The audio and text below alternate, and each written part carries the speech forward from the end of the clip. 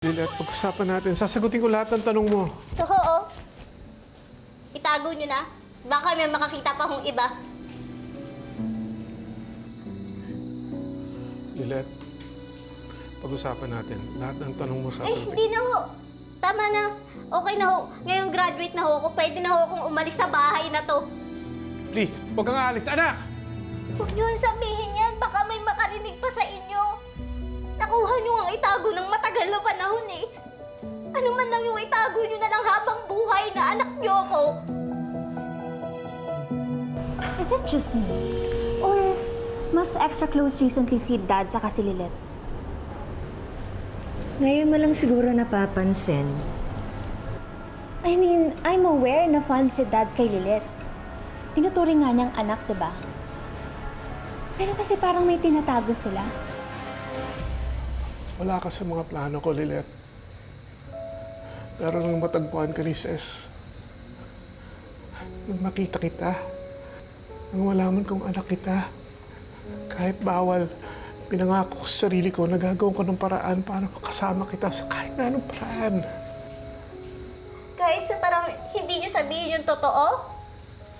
Alam ko hindi may ibsan yung sakit na nararamdaman mo. Kahit ilang sorry pa yan.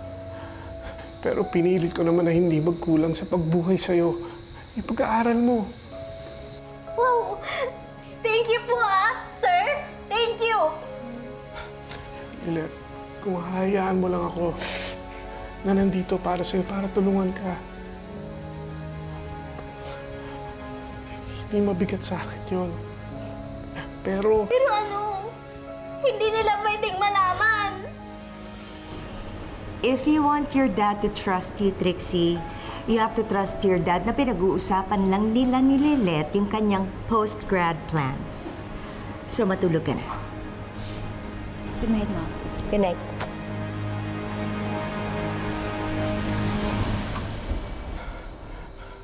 hindi sa ngayon. Konting panahon na lang. Kapag humupa na ang lahat, sasabihin ko ang totoo. Sasabihin ko na, hindi ko na itatago na ikaw tunay kong anak. Lilet, kung mapagbibigyan mo lang ako ng pagkakataon at pag-unawa, please, kung gusto mong makasama ang daddy mo, ang sister mo, itago na lang muna natin ito ng konting panahon. Kailangan ko pang itago yung tunay kong pagkatao para lang makasama ko yung tunay kong pamilya.